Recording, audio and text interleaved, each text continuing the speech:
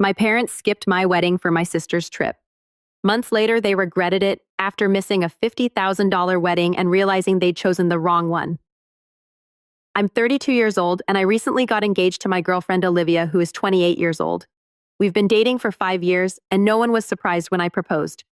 Our family's new marriage was on the way, and everyone appeared pleased for us. My parents congratulated us. My younger sister, Madison, 27, was thrilled. And my oldest brother, Ethan, 36, stated he was looking forward to the big day. Everything appeared okay at first. Olivia and I agreed on our wedding date rather fast. It was not arbitrary.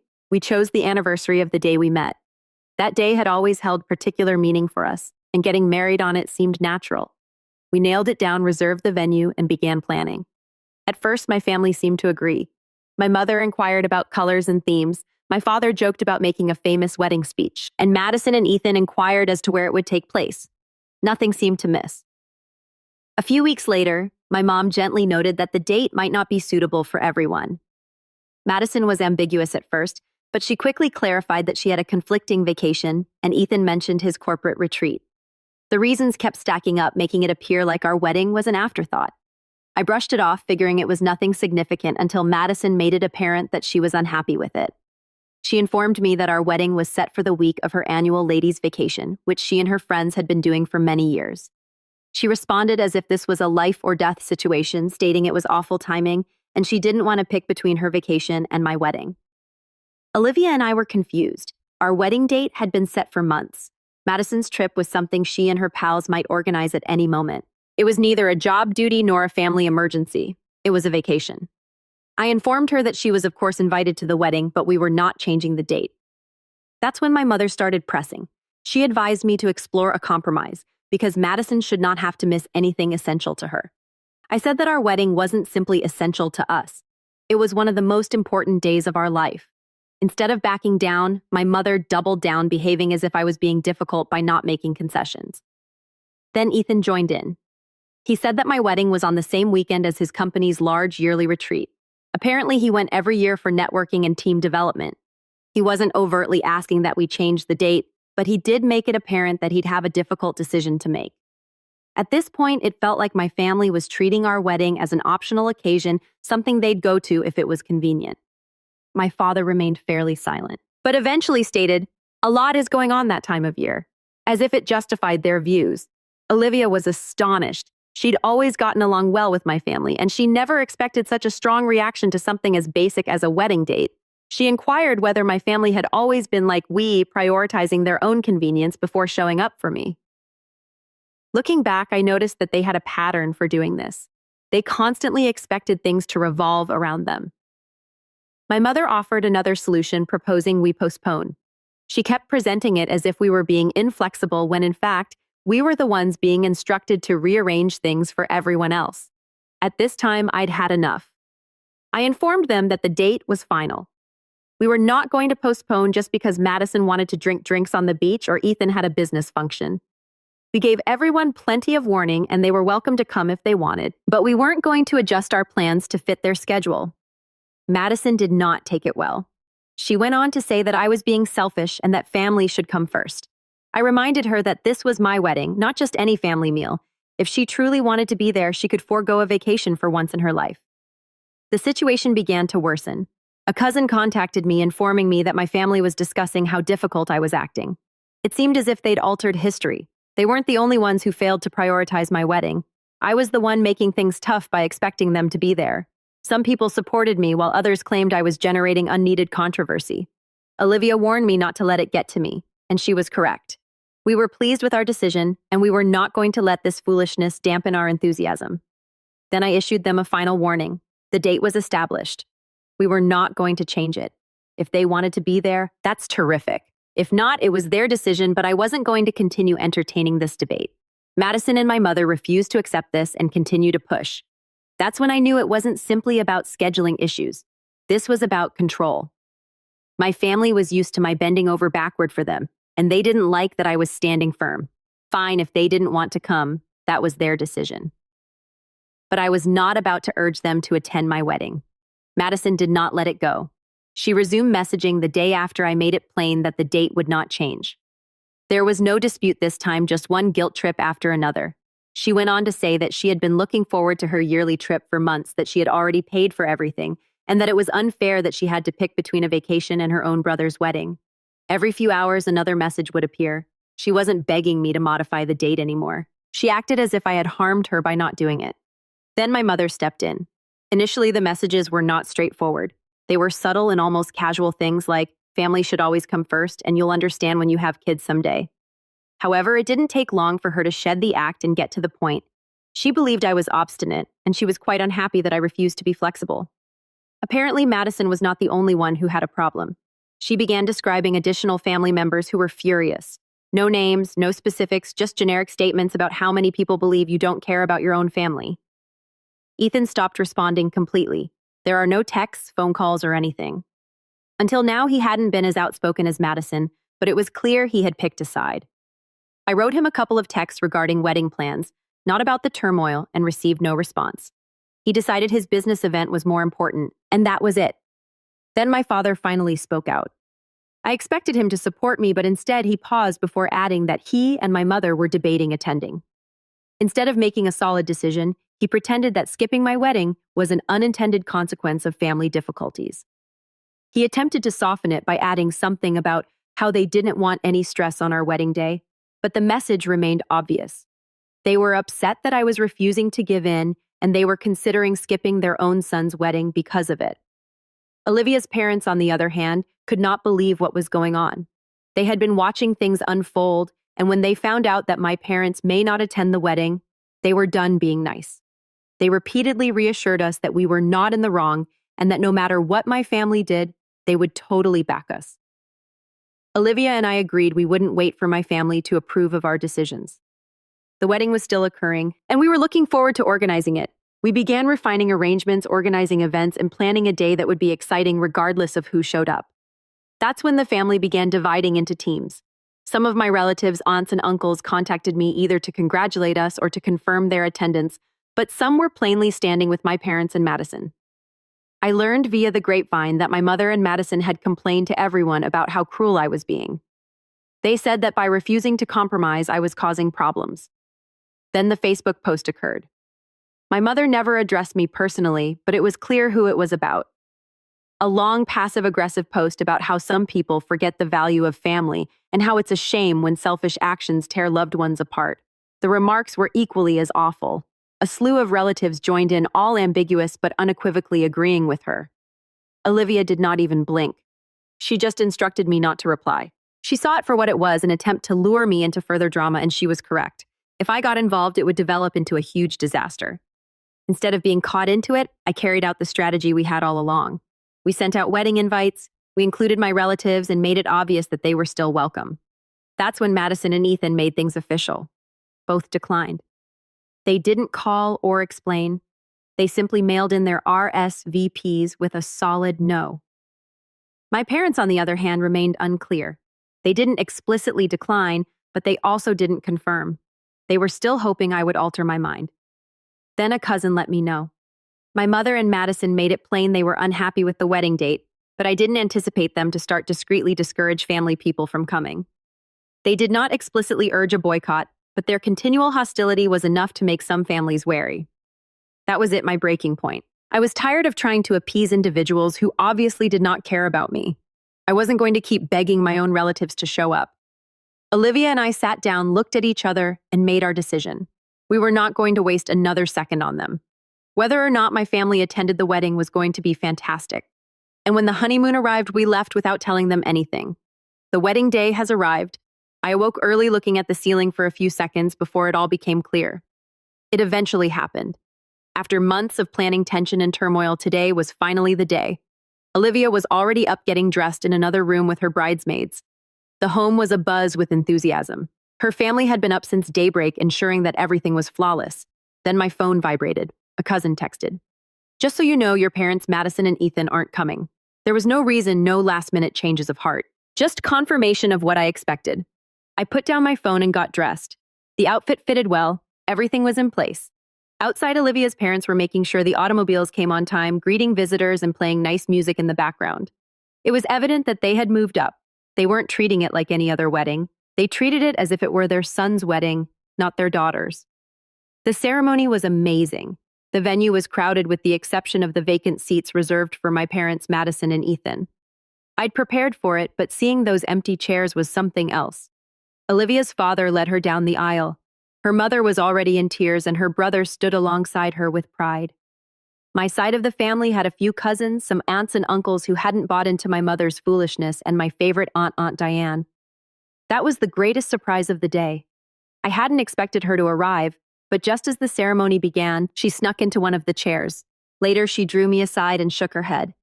"I don't care what your mom says. You're my nephew, and I wasn't going to miss this." Olivia and I exchanged vows. The officiant proclaimed us husband and wife, and that was it. No more tension, no more waiting. As soon as we kissed, the entire audience burst out in shouts. The roar of applause, laughter, and enthusiasm drowned away any thoughts I had for my family. Next came the reception. Olivia's family greeted us with love and attention from the moment we came inside. Toasts were made, glasses clinked, and the meal was delicious. Every time I looked around, one of Olivia's family was checking in, ensuring our happiness and making the day more memorable. My family's attempt to make this wedding feel hollow by not attending failed. Halfway through the night, I was handed an envelope. It came from my parents. Inside was a check and a letter reading, "We hope you learn the value of family someday." I folded the note and slid it into my pocket without saying anything. The check went directly into my jacket unread. Olivia caught on right away. She gripped my hand beneath the table and continued the talk as if nothing had occurred. We danced, joked, and snapped pictures. Nothing was going to ruin the night. The photos and videos then began to spread. Guests commented on how wonderful everything looked. A few relatives even mentioned wishing my parents had been present. Hours later, Madison expressed her thoughts in a cryptic Instagram story. "Some people don't value family traditions." It wasn't surprising, but it was upsetting to see her double down rather than ponder. There were no names or blatant calls out, but she didn't need to. The timing screamed everything. The next morning, I received another note. This time it's a voicemail. My mom, it was too lengthy. She wasn't shouting, but her tone was the same as when she wanted me to know I was in the wrong. She talked about how the family was coming apart, how I had pushed them away, and how Madison and Ethan were devastated. She used comments like, "After everything we've done for you, I never thought my own son would do this." Then my father sent an SMS. I regretted how things turned out. However, when I inquired if he had tried to persuade Mom or Madison to rethink, he skirted the topic. His remorse was not over what had transpired. It was about the implications of being silent. Olivia watched me read it and then rolled her eyes. Our wedding was beautiful. Don't let them rewrite it. She was correct. We were not going to let the guilt trips pull us back in. We packed our luggage and headed for our honeymoon without informing anyone where we were going. The honeymoon was ideal. No worry, no drama, just me and Olivia isolated from everything. We had chosen a lovely resort with white sand beaches, limitless beverages, and a sense of calm that made it easy to forget the bustle leading up to the wedding. For the first several days, we kept our phones turned off. No text calls or interruptions, but drama does not take a vacation. I got on my phone one morning and was instantly inundated with missed calls, unread texts, and notifications from the family group chat. At first, I ignored them. Then Olivia's phone also lighted up. My mother, sister, and even Ethan all called and texted. Something occurred. I opened the group chat and it was complete mayhem. My mother was in complete meltdown mode, shouting out the family members who had attended the wedding. She said they had betrayed the family by turning there to support me and Olivia. She wasn't only upset, they were called out by name, accused of encouraging rudeness and taking sides. Aunt Diane, who had shocked me by arriving, was the first target. My mother had sent a lengthy, dramatic letter about how I guess loyalty doesn't mean much these days and how some people are too easily persuaded. Madison jumped in to back her up. She wasn't even attempting to conceal her displeasure. She was personally upset that anyone would dare to celebrate my wedding rather than consider the greater picture as if her vacation were the bigger picture. One of my cousins has had enough. Let me get things straight. You skipped your own son's brother's wedding in favor of a vacation and a work function, and now you're upset with those who did attend. Make it make sense. Madison ignored this and went right to being the victim. A few minutes later, she shared a dramatic Instagram story, a black and white photo with meaningless drill like, "Some people forget who's always been there for them, and loyalty isn't what it used to be." Meanwhile, Ethan has sent me a private message. He hadn't spoken much before, but now he admits he didn't expect things to escalate this quickly. He made it sound like he wanted to remain neutral but wasn't sure how. His argument was, "I don't want to get in the middle of it." It was too late. Then my mother made her next move. She changed tactics and went straight for Olivia's phone. The message was lengthy, guilt-inducing, and full of feigned care. According to her, I was ripping the family apart, and Olivia needed to calm me down before it was too late. Olivia glanced over the message, groaned, and replied without hesitation. "We're on honeymoon. We're not interested in this drama." She then put down her phone and returned to drinking her martini. People in the group chat continued to argue. While my mother and Madison were furious, a growing number of family members began to object. More photos and videos from the wedding had appeared online, and it was clear how joyful everyone had been, even without my parents, Madison and Ethan. Then Aunt Diane snapped, "You are humiliating yourself. You made your decision. Now deal with them." That's when my father stepped in. Not publicly, of course. Number. He sent me a quiet, half-hearted note. "I regret how things turned out." That was it. There was no meaningful apology, no standing up to my mother or Madison, just another pointless regret with no action plan. Then Madison learned about the honeymoon. Apparently, she assumed we were still at home, most likely dealing with wedding cleaning or whatever else she expected us to be doing. But when she learned we were already on a plane and enjoying beverages on a beach without alerting anybody, she became agitated. The group conversation blew up again. She began yelling about how, "Wow, guess we really mean nothing to you, and you couldn't even tell your own family where you were going." That was enough for me. I sent one final message. "You've all made your decisions. I created mine." "Have a good week," I said, muting the chat. Returning home after the honeymoon was like walking into another universe. Olivia and I had spent 3 weeks drinking drinks on the beach while my family had gone through a downward spiral. The notifications began to arrive as soon as we landed and turned on our phones again. The first indicator of trouble was my mother's Facebook breakdown. She had written a lengthy, impassioned diatribe about how she never dreamed her own child would turn their back on family and how some people allow strangers to destroy what should have been unbreakable relationships. She didn't mention me by name, but everybody who was familiar with the incident understood who she was referring to. The comments were loaded with distant relatives joining in, some approving, some visibly uncomfortable but attempting to remain impartial. Madison was not far behind. She followed up with a sorrowful photo captioned, "Some bonds aren't as strong as you think." There were no names or outright callouts, but the message was clear. She sought compassion and, of course, received it. Her friends and family members filled the comments with heart emojis and notes saying she deserved more. Then followed the family divide. A cousin contacted me stating that some family believed my parents and Madison were being difficult, while others simply hoped things had turned out differently. It wasn't an all-out fight, but it was evident that some individuals would rather avoid conflict than admit who was wrong. Apparently, some individuals prioritized avoiding controversy above the wedding event. Then my father showed up. I hadn't heard anything from him since the wedding, only his usual indifferent regrets. It was strange to see him outside of our house. He wasn't the type of man who took decisive action, but here he stood as if he'd realized the harm had been done. He wanted to chat. Inside, he paused, evidently uneasy. He eventually stated that he disagreed with what my mother and Madison had done, but he felt compelled to remain silent.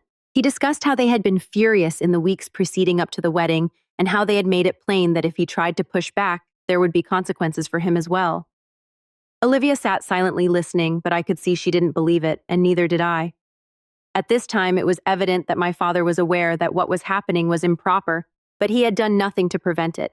Now that everything had blown out, he wanted to play the helpless intermediary. Olivia did not hold back.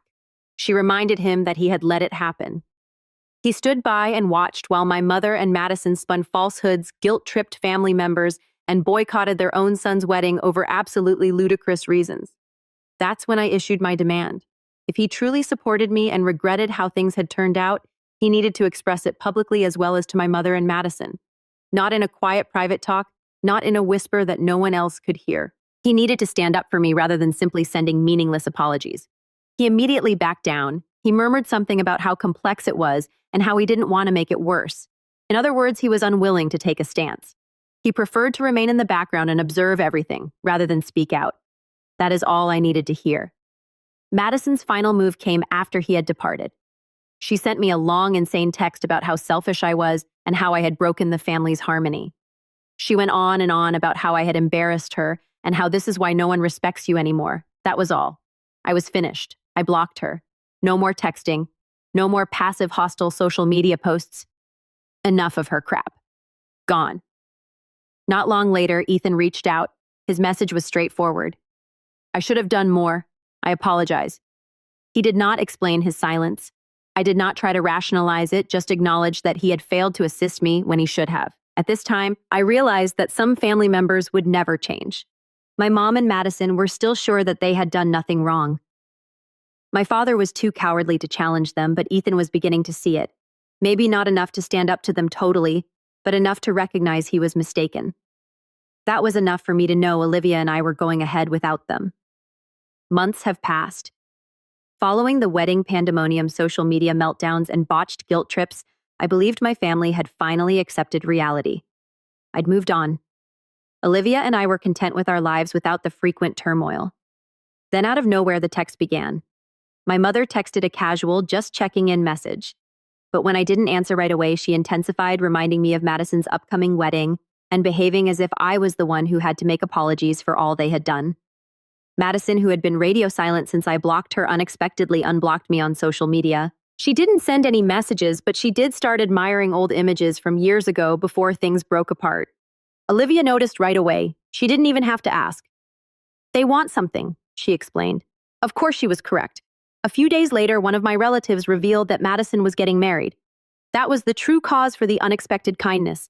She didn't reach out because she missed me. She wasn't attempting to repair things. She asked me to attend her wedding. Then the invitation arrived. It wasn't personal. There was no note or apology, just a normal wedding invitation addressed to me and Olivia. Olivia stared at it and then back at me. So does she expect us to act like nothing happened? Apparently that is precisely what they expected.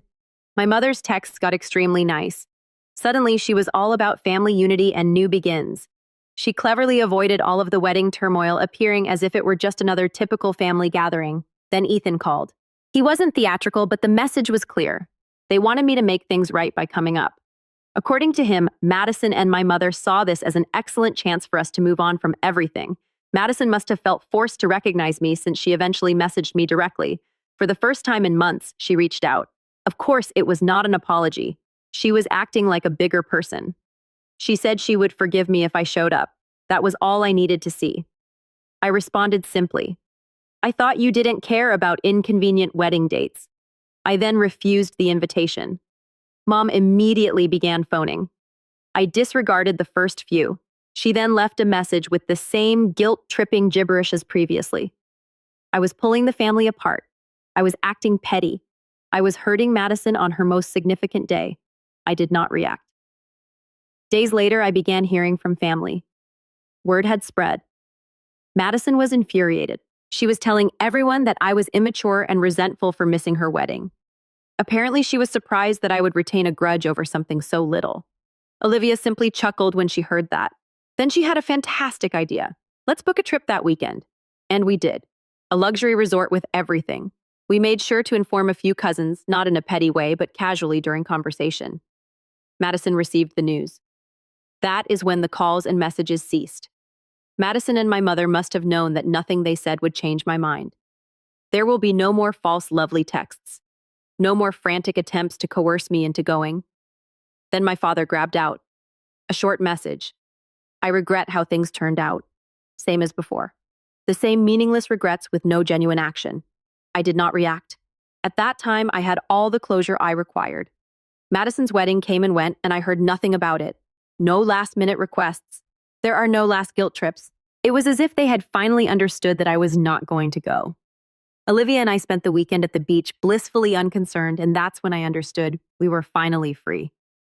Madison's wedding week arrived, and Olivia and I couldn't have been more relaxed. We spent the weekend like any other, carefree and unconcerned with the family drama that had dominated the previous several months.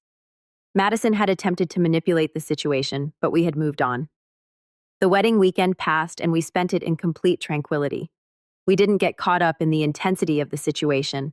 I didn't even check my phone for texts from my family, but the consequences came quickly. One of my cousins contacted me and couldn't stop laughing. Madison had apparently been spreading the missing brother story to the rest of the family.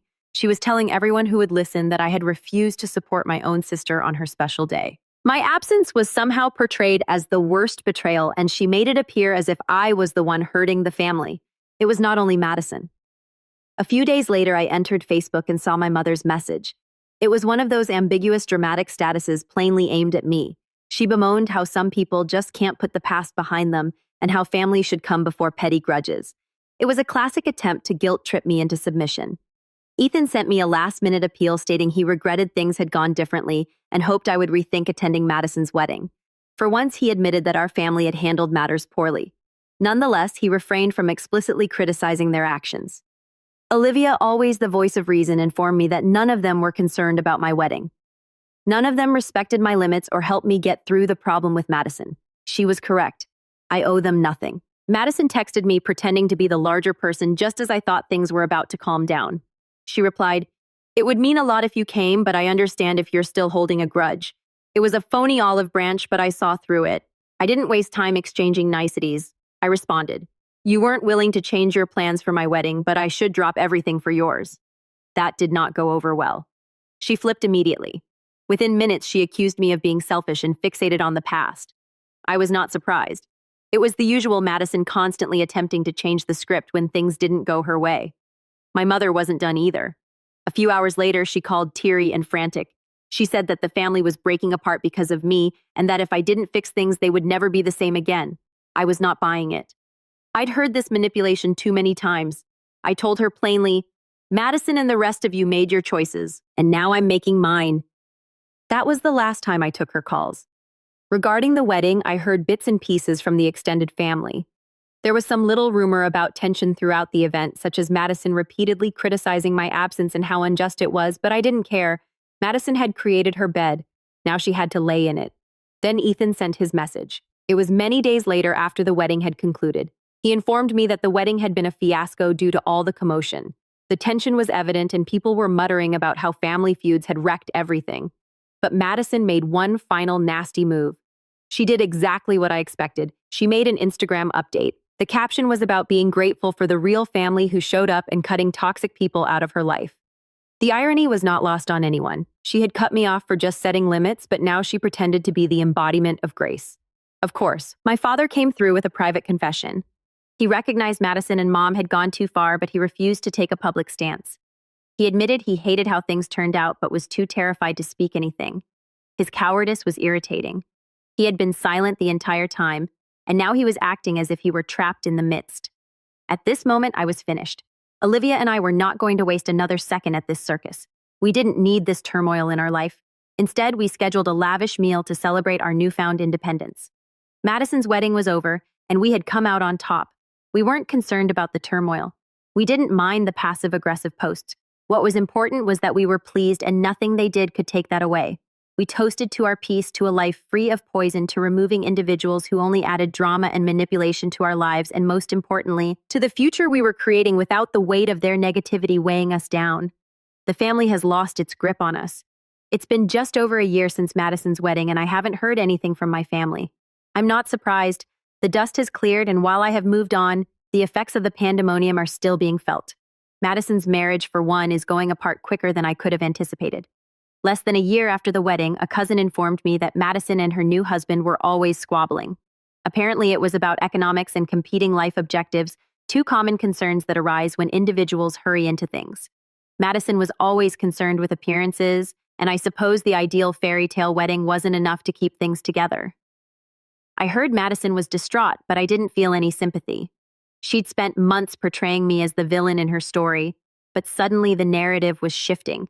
Her marriage was not ideal, and no amount of social media filters could alter that. Mom, as predicted, was still pretending that everything was all right, even if it wasn't. She never recognized my wedding, not in private, not in public, not even with a half-hearted Facebook comment. She continued the quiet treatment, never sharing any images or acknowledging anything. She refused to acknowledge that the true reason I walked away was because she and Madison had made it hard for me to stay. However, I did observe something odd. My father began loving some of the images I shared of Olivia and me. Shots of us traveling, attending events, and simply living our life. At first, I assumed it was a coincidence, but no. He liked practically every image and even said, "Good to see you happy." Nonetheless, he never said anything publicly. He never recognized our wedding. It seemed as if he was attempting to offer solidarity without actually being by me in any meaningful sense. Ethan, who had remained relatively impartial throughout, began to exhibit indications of fatigue. He had contacted me a couple times, casually messaging about unrelated topics, old family memories, and mutual friends.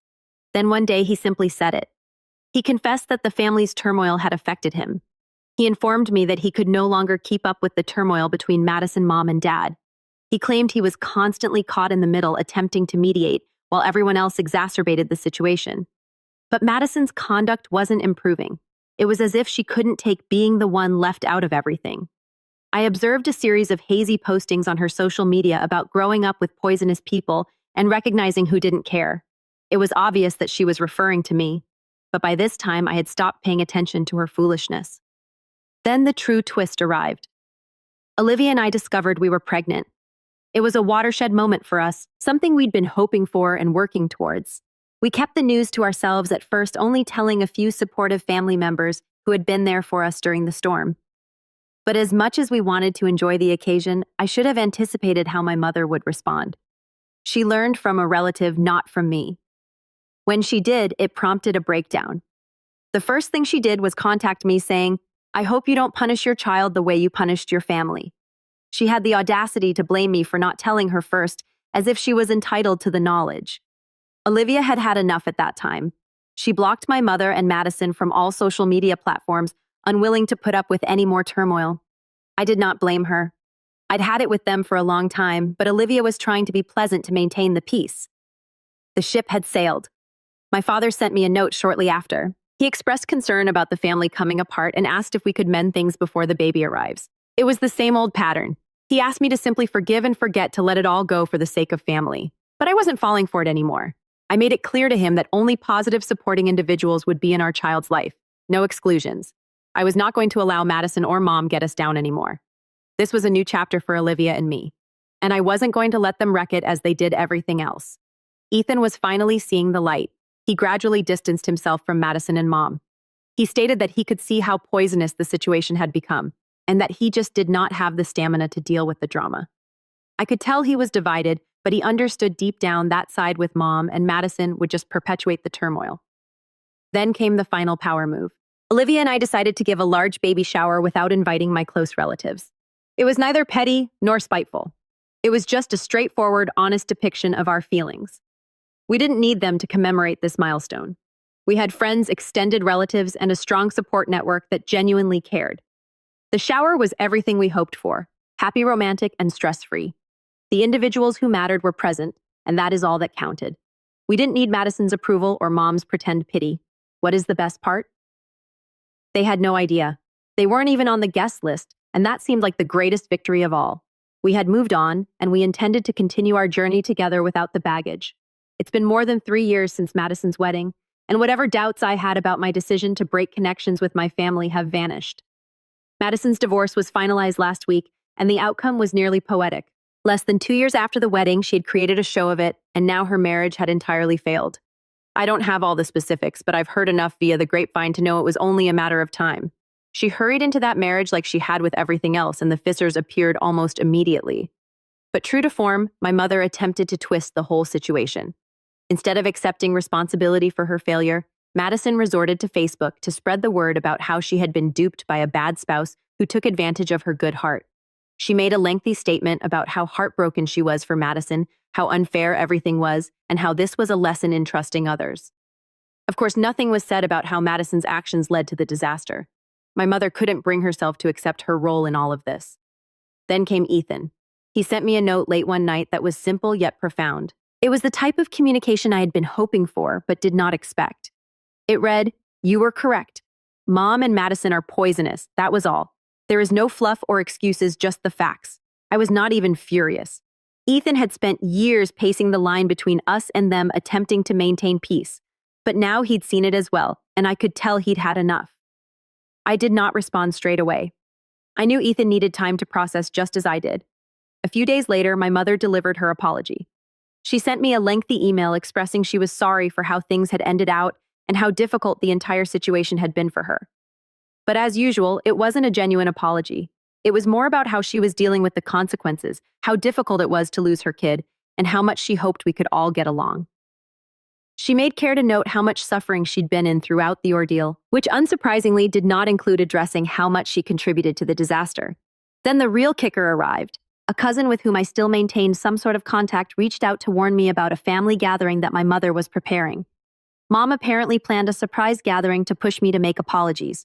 She informed everyone else that she was praying for a miracle that would reunite the family. It was evident that she was trying to put me on the spot and push me to be the bigger person. Olivia had no patience for this, and I couldn't fault her. She firmly stated, "Our child does not need to be around that negativity. No way." I fully agree with her. We'd come so far in creating a tranquil existence, and I wasn't about to allow my mother or Madison drag us back into their toxic drama. There was no way I was going to go into a reunion where I was supposed to be the villain. So I did what I needed to do.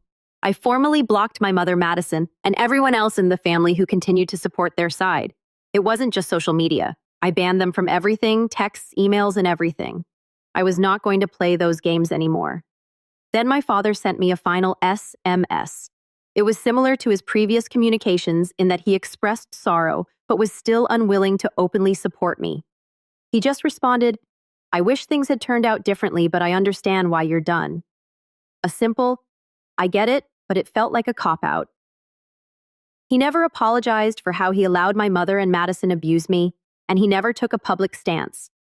He still wanted peace, but at this time I couldn't accept it. Madison, of course, was not finished. She messaged me directly on Instagram asking if we could chat. She informed me she was ready to move on and wanted to reestablish our family relationship. But at this point, I'd had enough. I did not even open the message. I didn't need more of the same old manipulation. She had destroyed her reputation. The smear effort began shortly after.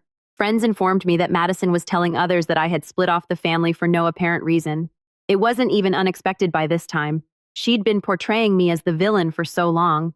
I wasn't surprised to learn she was still doing it behind my back, but I didn't care. I knew the truth, and everybody worth having in my life did as well.